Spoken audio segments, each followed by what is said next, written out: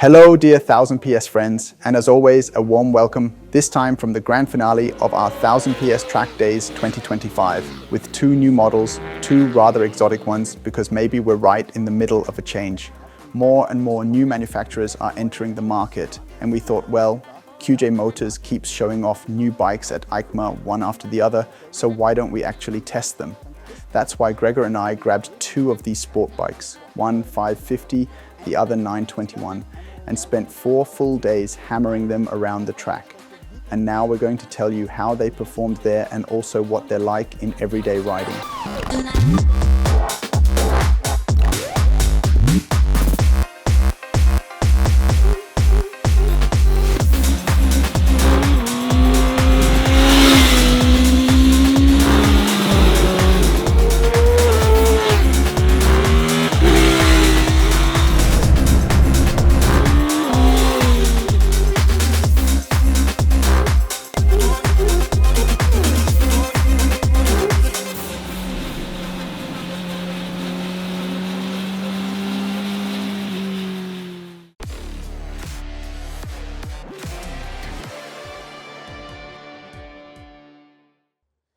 As you can see on the last day of our 2025 Track Days series, the weather unfortunately turned a bit wet, so we've moved into the garage. But that doesn't change anything because now we're going to tell you in detail about these two new motorbikes. So what have we got here? We've got two bikes from QJ Motors. This is a new brand that's breaking into the European market. Just briefly, so you get an idea of what we're talking about.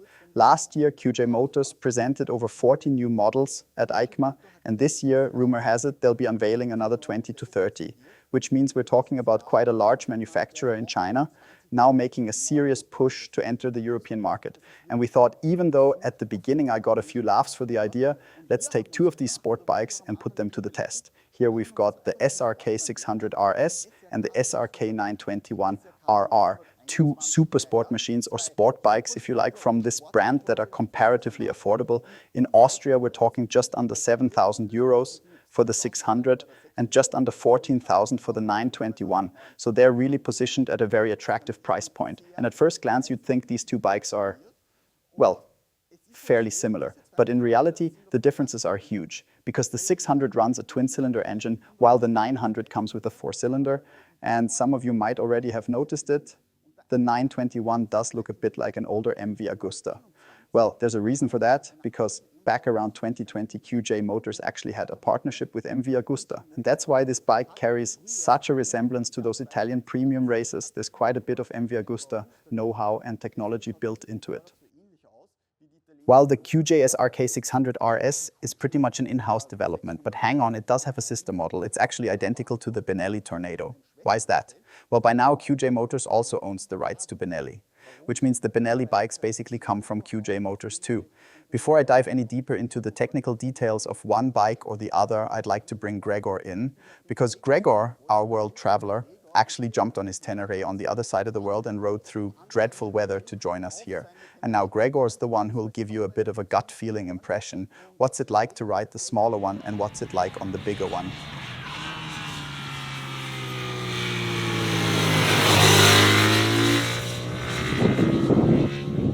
Hello everyone!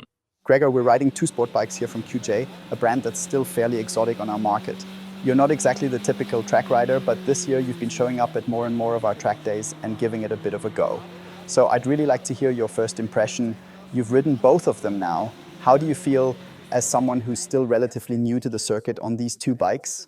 It's not just these two bikes that feel a bit exotic to me. Because coming as I do from the exact opposite end of the motorcycle world, the enduro side, basically every sport bike is exotic for me. Doesn't matter whether it's from a well-known manufacturer or something brand new. For me, the experience on track was really a mix of highs and lows, let's put it that way. A lot of that is of course down to my own ability or lack of it, but also with the bikes themselves I found there were some really interesting aspects. Some things work, I think, really well. Even with my limited knowledge in this particular segment of motorcycling, I couldn't really spot any difference to the more established brands. And then there are a few areas where I thought, well, it could probably use a bit of fine-tuning.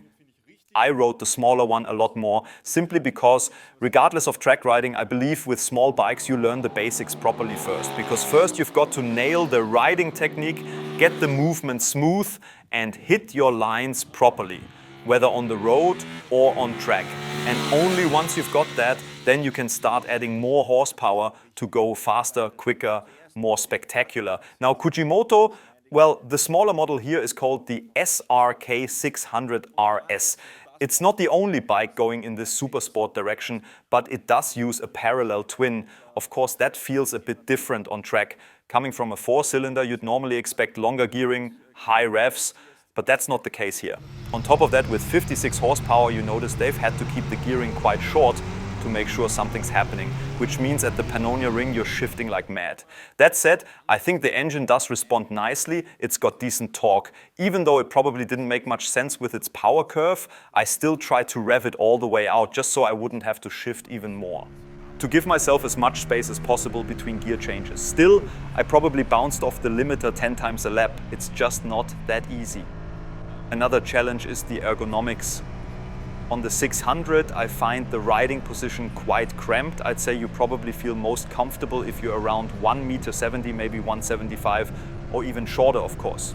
With my 1.85 height, it already felt a bit tight, especially with my size 45 boots trying to get under the gear lever, which you have to do very often on this bike. That was actually the biggest challenge for me. What I think is really well done though is the braking. The brake gives a really nice feel. The bite point is fairly soft, but you can modulate it beautifully.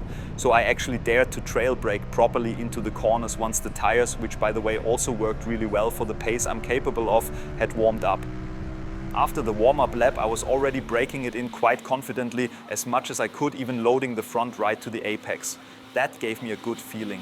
Same with the suspension, it built up trust. I noticed that once I started feeling a bit more comfortable around the second or third stint, I found that sweet spot where you're still fairly fresh physically, but already have enough confidence in the bike. And then there was this 990 Duke rider. I was only riding in the blue group, so I wasn't exactly battling hardcore racer pros. And it was clear this Duke rider had less confidence mid-corner. So with this thing, I was already trying to pass him on the outside. Of course, 56 horsepower is still 56 horsepower. At the exit of the bend, he just gave about a quarter throttle more and shot away from me.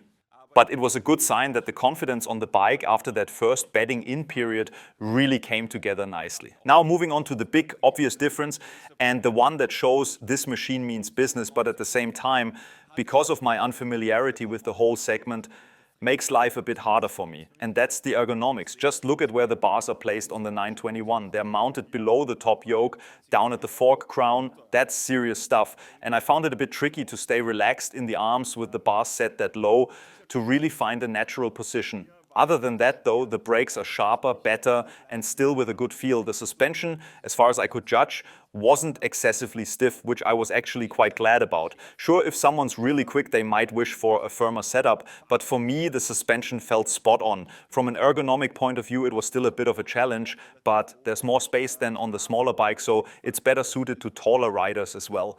What I really liked was the engine. First of all, the sound when you fire it up, and this is Euro 5 Plus compliant. Wow, somehow the Chinese have managed to get it through homologation and it still sounds properly powerful.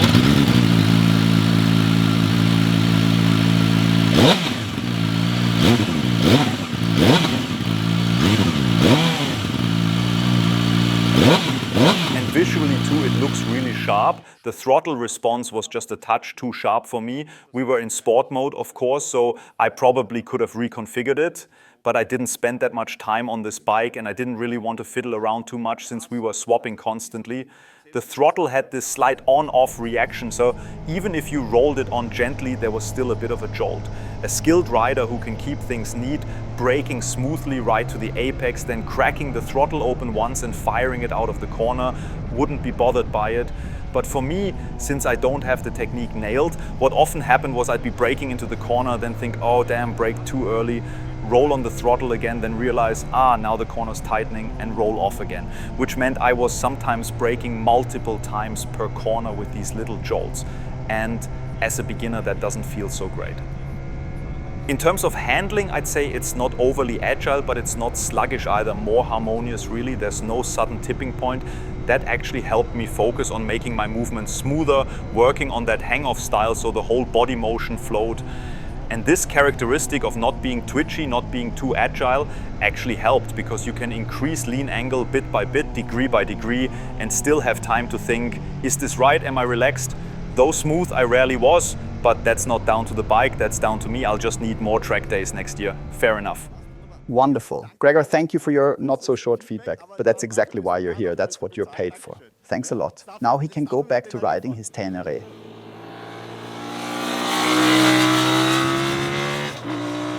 Okay, so we've had Gregor's first impressions, and now I'd like to tell you a bit more in detail about each of the bikes. So let's move on to a few technical details. We're talking here about 550 cubic centimeters, 56 horsepower, and a fully fueled weight of just under 200 kilos.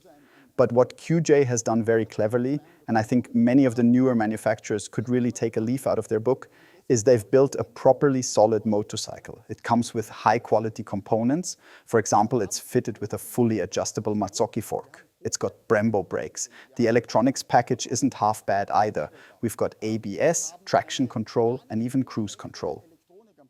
Ergonomically, as Gregor already mentioned, it's not ideal for riders 185 and taller, but still, for a sport bike, it's actually fairly comfortable, because the handlebar position isn't set too low, it's a bit higher. It's a bit like the Aprilia RS 660 or the Triumph Daytona. So in other words, a touch more relaxed than a hardcore supersport. And overall, thanks to the short gearing, it feels pretty lively. The engine itself, for a twin, I'd say is fairly typical. It's got a bit of punch down low, but it does tail off relatively quickly at the top. That means it delivers its revs and power in a very smooth and predictable way. I'd say those 56 horses feel exactly like 56 horses. It's just above the A2 license class. Of course, the bike is also available in an A2 version, restricted down to 48 horsepower. What you do notice with the engine is the mapping. It's more on the soft side, so it's not an ultra-precise, aggressive throttle response, but rather, as I said, a softer setup. The throttle also has a fairly long travel. That means you really have to wind your wrist a lot to go from 0 to full power. At first, that takes a bit of getting used to, but it's something you quickly adapt to, and on the track you're almost always at full throttle anyway. I also rode it on the road, and even there I really liked it because the power is totally usable and very straightforward. It's basically a classic A2 bike, just with a bit more punch and especially a bit more torque. What you do notice on the 600 is the fully fueled weight of just under 200 kilos. You feel that a little under braking and also a bit in the handling, especially when you're coming off a long straight into a tight corner. When you brake late, the bike compresses itself together. The feedback from the fork, I think, is really good. The tire, a CST tire, so a Chinese brand, also worked brilliantly, which honestly surprised me, even in very high temperatures at the Slovakia. Absolutely fine. But still, you do notice it pushes a little more than it ideally should. Is that a big issue? Not really, because they've done something clever. They fitted a 160 rear tire instead of a 180, which makes the bike more agile again. And what I really like about this bike is how balanced the handling feels. You sit on it and you immediately get a sense of how to ride it. The suspension is on the softer side, but in my opinion, it's ideal for the road. Not too hard, not too soft. On the racetrack, it could definitely be a touch firmer, simply because the loads are that much higher. But as I said, I think most of the time this bike will be used on the road, and there the suspension works really, really well. Let's move on to the brakes. It's fitted with Brembo calipers, so naturally they work well. The discs, however, aren't Brembo. They're from Sunstar, a different manufacturer. But after 4 days on track, I can say the brakes were absolutely solid. No fading, no juddering, and the discs didn't warp. The bike was fairly new when we got it. There's only one point of criticism with the brakes, the ABS. And it's like this, when you brake hard enough to trigger the ABS, in its current setup, you get this sort of counter pressure in the system, and then it feels like the brake briefly releases. That brief release is different from what you'd expect with today's ABS systems. Normally you'd be used to the ABS pulsing while you stay on the lever, maybe even easing slightly and squeezing again. But here it doesn't work that way. Because of that counter pressure, it feels like the brake stays open for half a second, maybe even a full second, and that's something you need to be aware of. On the track, you can get around it by deactivating the ABS, of course, then it doesn't happen. I also spoke with the people from KSR, the importer for QJ Motor, and they're already aware of it. We're pretty sure there'll be an update coming soon, a software fix to sort it out. The assumption is that the ABS algorithm running in the background hasn't quite hit the sweet spot yet. Other than that, I have to say from a sporty perspective, the 600 is a very good, well-rounded and harmonious package. It's interesting both for beginners and for experienced riders. Because, as I said, it teaches you to ride with flow, to carry momentum. What I do miss a little, I'll admit, is a quick shifter and/or a blipper. Here you still need proper handwork and footwork. That's good for learning, of course, but if you wanted to ride just that little bit faster, it would help. It's not there.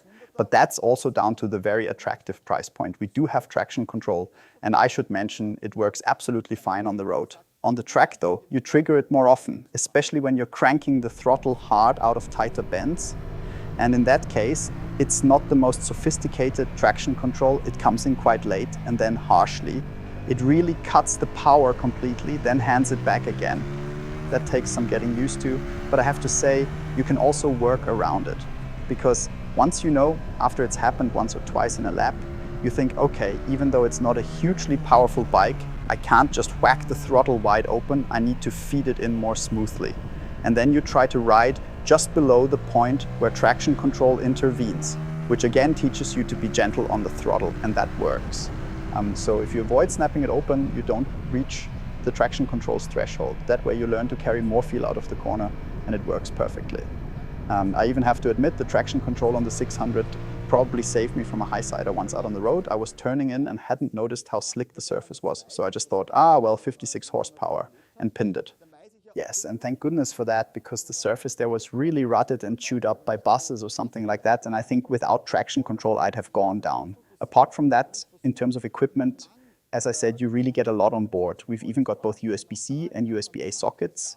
With the 5-inch TFT display, you can connect your phone and use navigation. The switchgear is partly illuminated too.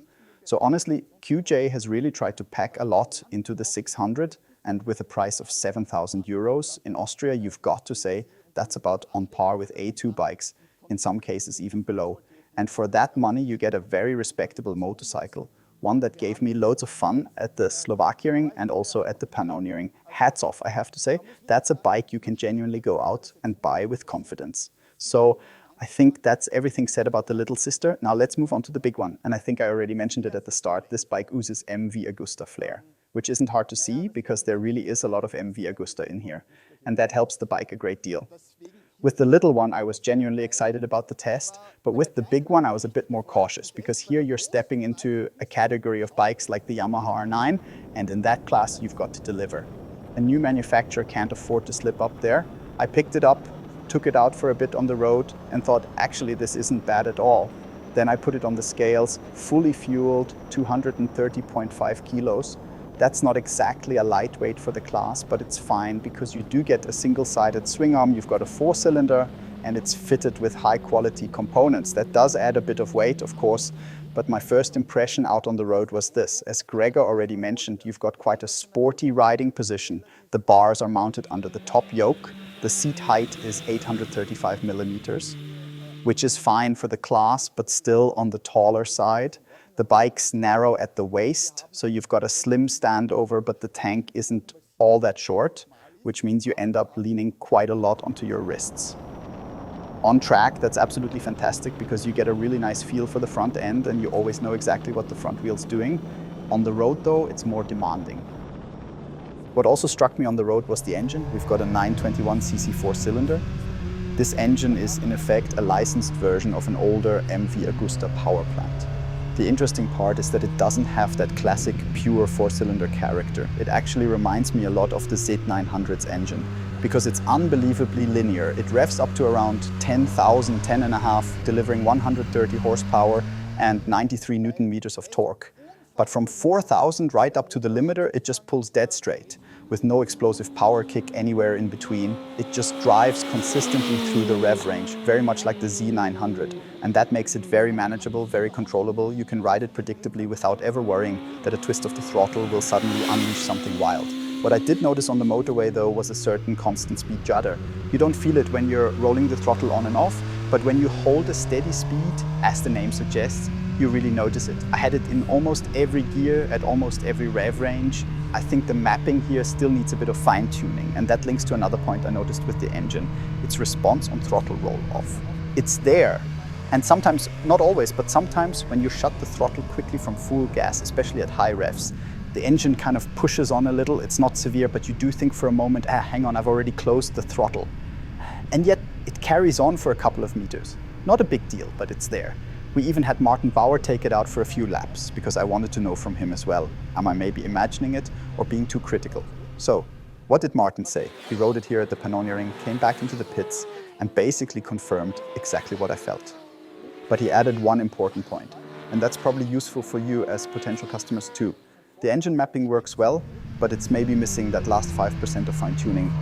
Martin is pretty confident though that this could be sorted with a simple software update. I also spoke beforehand with KSR, the importer for the QJ bikes, and asked them if during testing you realize there's still something a bit off here or there, how quickly can we expect QJ to react? Their answer was that they don't know for sure yet, but I've also heard from a dealer that QJ are very open to this sort of feedback.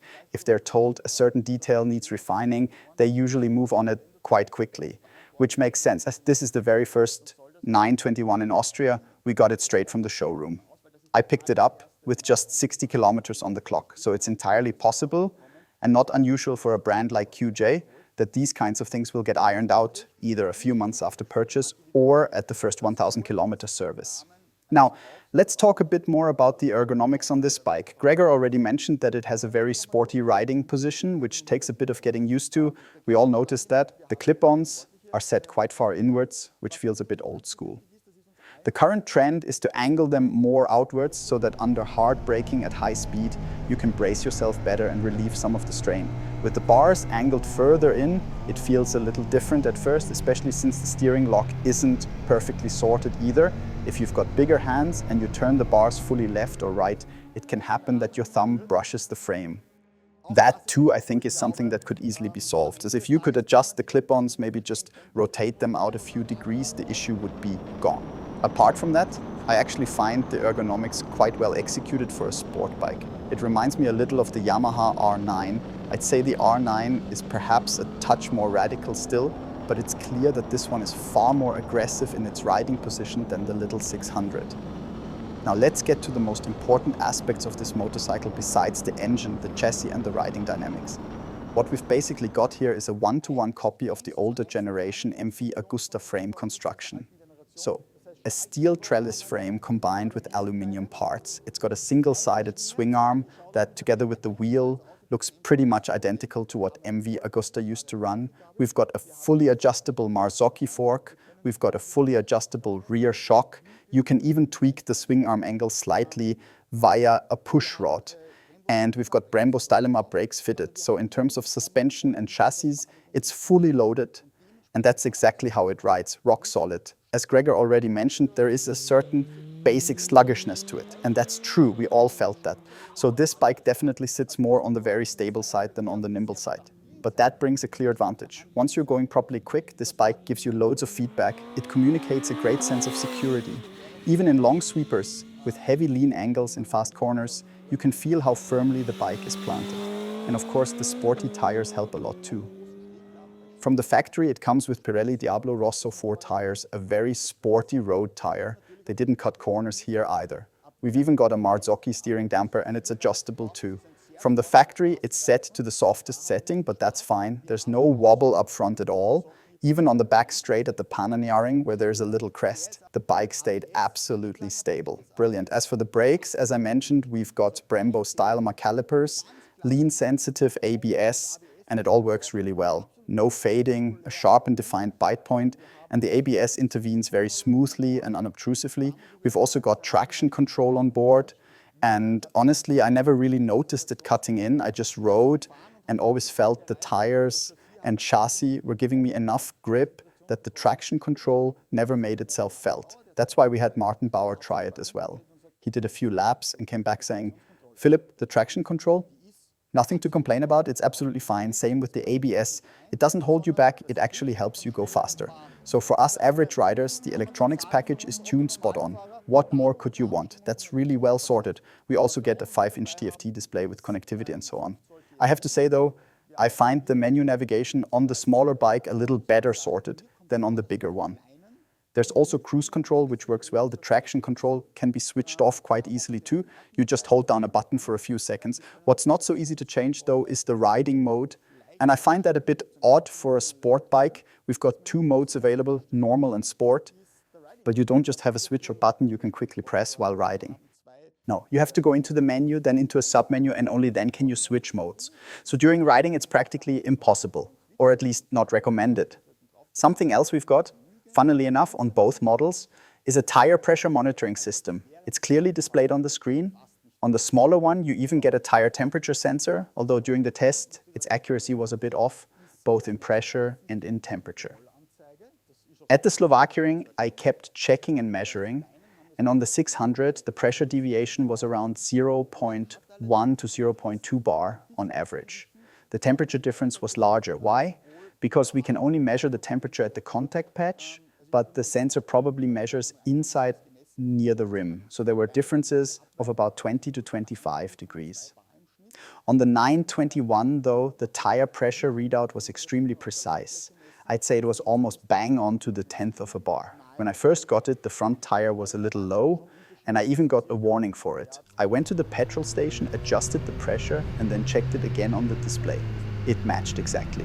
And what's really nice is that on track, you can see just how quickly the pressure rises once the tires are under load. Same on the road. The sportier you ride, the clearer you see on the display how the pressure builds, which makes it very easy to set both cold and hot pressures correctly. Gregor already mentioned the sound of this bike, and I was totally surprised as well. How can a modern motorcycle, with today's strict emissions and noise regulations, sound this good? It really roars at you, properly emotional. I like it a lot. I'm usually not the biggest fan of four-cylinder sound, but here I have to say it actually reminds me of a bike with an aftermarket exhaust, and sometimes even one with no dB killer. How they manage that is impressive, really brilliant. Well, apart from that, I don't think there's much more to say about the bike. In total, we spent 4 days with both of them on track and also rode them a bit in everyday use. I was positively surprised by both bikes. I honestly didn't expect a manufacturer so new to the market with bikes like this to already be so close to the established players. Personally, I actually had a bit more fun on the 600, simply because it's the more playful, more agile bike. The 921 is the more serious category. But I'm pretty sure it will find its buyers because it's also a nice alternative to a Yamaha R9. The R9 might be that little bit more refined in the final few % of setup, but this is a fantastic base. And let's be honest, where else can you ride something that's essentially an MV Agusta for this kind of money? So I really think QJ has chosen the right path here, fitting quality components, just needing a bit of fine-tuning here and there. But then it's a bike to take seriously, absolutely on par with the European and international competition. And now I'd love to know what you think about these bikes. Would you buy something like this already, or would you wait a bit longer? What do you think about the looks, about the spec sheet? What stands out for you? Is it interesting or not? Write it below in the comments. And with that, thanks, goodbye, see you next time.